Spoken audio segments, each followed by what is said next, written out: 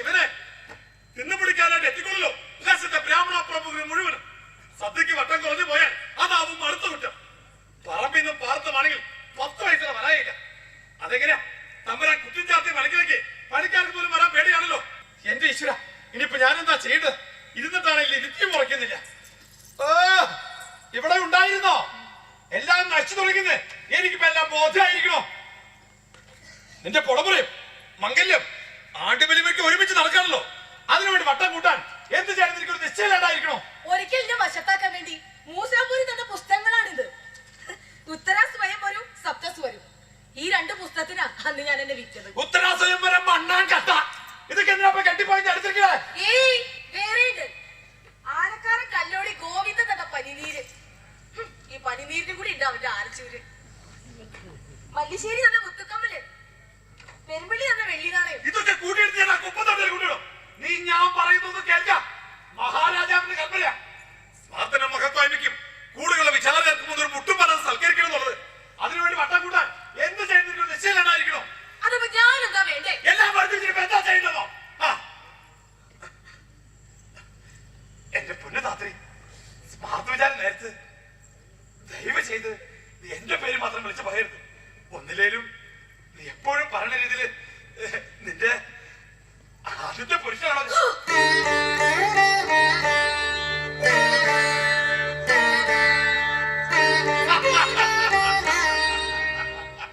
രാമ, തന്റെ താത്രിക്കുട്ടിയുടെ ഒരു നേരം മക്കളെ. പൂന്തനവും ഭഗവാനും മരപ്രഭുക്കളെ പഴയ കഥയുടെ ബാക്കിയല്ലേ ഏട്ടാ. എനിക്കറിയാം. അത് മാത്രമല്ല, എനിക്കിപ്പോ എല്ലാം അറിയാം. എന്താ രാമ നിങ്ങൾ മുള്ളും പൊളിമി സംസാരിക്കുന്നത്? മരപ്രഭു ആരാന്ന്? ധാത്രി എന്ന മഹാസമ്പത്തിനുടമയായ മരപ്രഭു. അപ്പോ നീ എന്നെ കുരുതി കൊടുക്കാൻ തീരുമാനിച്ചല്ലേ? ആദ്യത്തെ കുരുതി ഇവിടുത്തെ തുടങ്ങേണ്ടത്. നീ ജീവിതത്തിൽ ആദ്യത്തെ പുരുഷനെ കാട്ടിക്കൊടുക്കേണ്ടത്. ധാത്രിയെ തൊട്ട് പറയരുത്. ബന്ധങ്ങളിൽ നിന്നൊക്കെ ഇനി ഓരോരുത്തരായി പ്രശ്നമാക്കപ്പെട്ട് തുടങ്ങിയ പിന്നെ അവിടെ ഏട്ടനും അനിയനും വേലിയൊന്നുമില്ല. നമ്മളെ തെറ്റ് ചെയ്തിട്ടുണ്ടല്ലോ, അപ്പൊ പിന്നെ ശിക്ഷ അനുഭവിച്ചേ പറ്റൂ. അതിനുമുമ്പ് ഞാനുള്ള മേടത്തൂര മരുന്ന് ഞാനിനി അങ്ങ് വേണ്ടത് വെച്ചു. ഇനി മുതൽ എനിക്ക് ഭ്രാന്ത, മുഴുത്ത ഭ്രാന്ത്. ഇനി നീ ഇവർക്ക് നേരെ കയ്യൂകിയ തന്നെ ഞാൻ കൊല്ലും.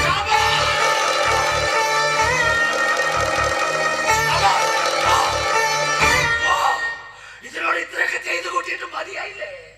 കാണാനിരിക്കുന്നില്ലേ? എന്നിട്ട് ഏതെങ്കിലും ദൈവ സന്നിധി ചെന്ന് ചെയ്തു പോയ തെറ്റിനൊക്കെ പ്രായശ്ചിത്തം ചെയ്യ്.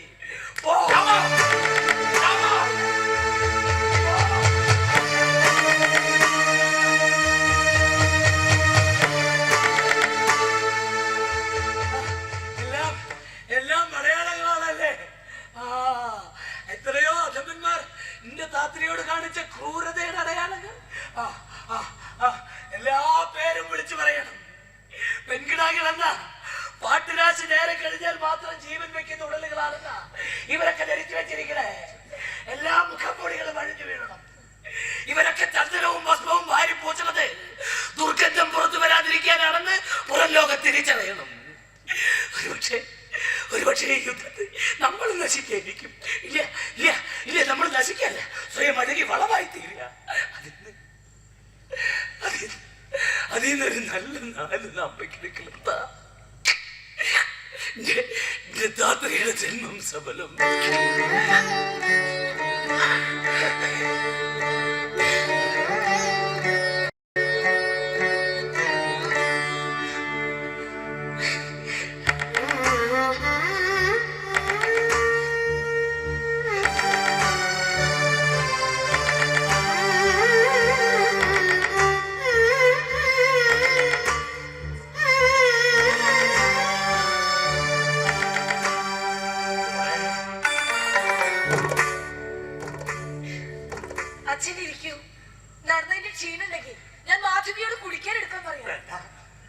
ഇരിക്കാനോ രോഗ്യം പറയാനോ പറ്റിയൊരവസ്ഥയിലല്ല അച്ഛനെന്ന് അറിയാലോ നിനക്ക്. പിന്നെന്തിനാ നോവിക്കാൻ വേണ്ടി മഹത്തായിട്ടൊരു ഉപചാരം?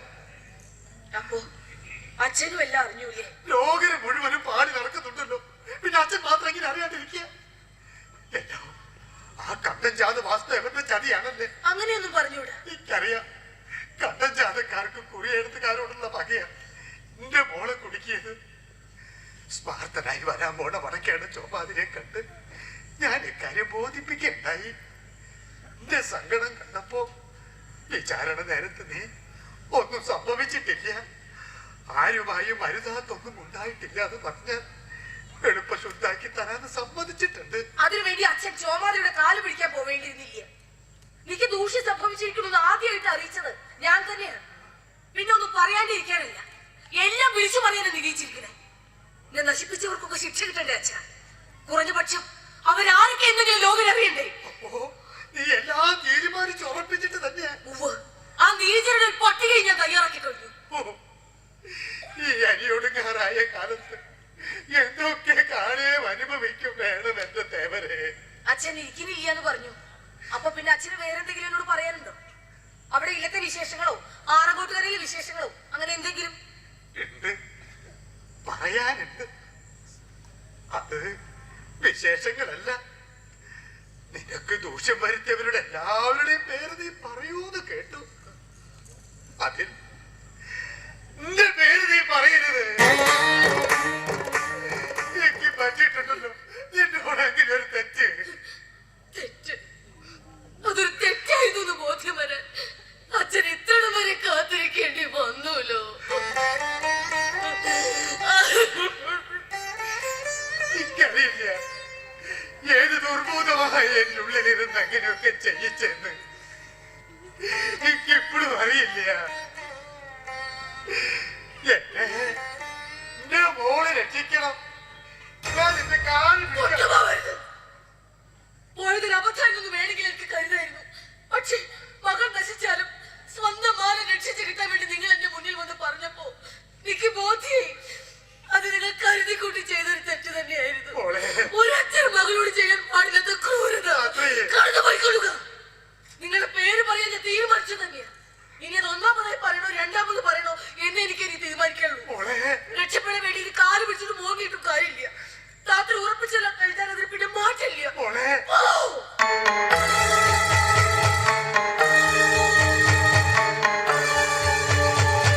നിൽക്കൂ.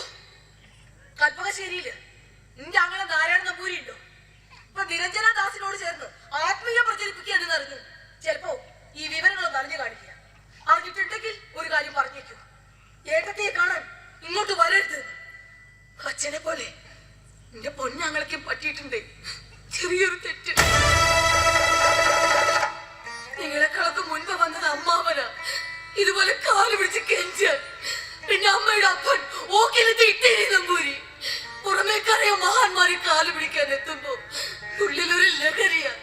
പക്ഷെ സ്വന്തം രക്തബന്ധങ്ങൾ ഇതൊക്കെ ഓർമ്മിപ്പിക്കാൻ എത്തുന്നത് വല്ലാത്തൊരു വേദനയാണ്. അതുകൊണ്ട് മേലിൽ ഇനി വരരുത്.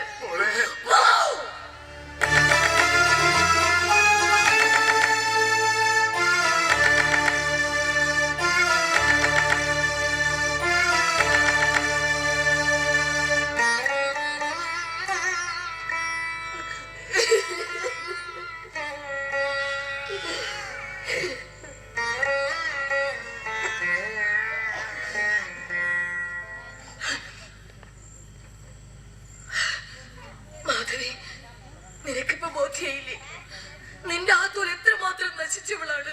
നശിച്ചവളല്ല, നശിപ്പിക്കപ്പെട്ടവളാ എന്റെ ആത്തോല്. എന്റെ ആത്തോല് കരയരുത്, എനിക്ക് സഹിക്കില്ല. ഇല്ല, അത് ചില നേരത്തെ കണ്ണുകൾ അനുസരണക്കേട് കാണിക്കുന്നതാ. എനിക്കറിയില്ല. എന്റെ ദാസിയായതിന്റെ പേരില് നെയ്യും കുറെ സഹിച്ചു. ഇനി ഒരു ദാസി വിചാരം കൂടി നേരിടേണ്ടി വരും. അതില് പേടിയില്ല. പേടിക്കണ്ട, തുറന്നു പറഞ്ഞോളൂ. നിന്റെ ആത്തോല് പഴിച്ചിരിക്കണൂന്ന് അറിയില്ലേ. വരണ്ടാന്ന് പറഞ്ഞാലും ഇനിയും പലരും വരും. വരട്ടെ. ഇന്നെനിക്ക് കുറെ പാടണം. പാട്ടുവച്ചകളൊക്കെ ഒടുങ്ങാൻ പോവല്ലേ. അതുകൊണ്ട് ഇനിയും കുറെ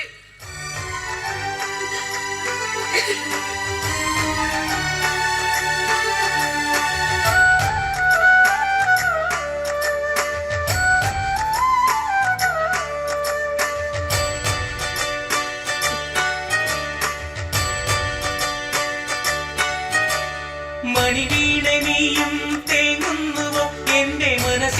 ശ്രുതിയോർത്തു പാടുന്നുവോ ഈ ജന്മം തിരിതാഴ്ന്നണയും ഈ വേദിയിൽ കൈനീട്ടി നിന്നു തേടുന്നുവോ കൈനീട്ടി നിന്നു തേടുന്നുവോ മണിവീണെ നീയും തേങ്ങുന്നുവോ എന്റെ മനസ്സിന്റെ ശ്രുതിയോർത്തു പാടുന്നുവോ ഈ ജന്മം തിരിതാഴ്ന്നണയും ഈ വേദിയിൽ കൈനീട്ടി നിന്നു തേടുന്നു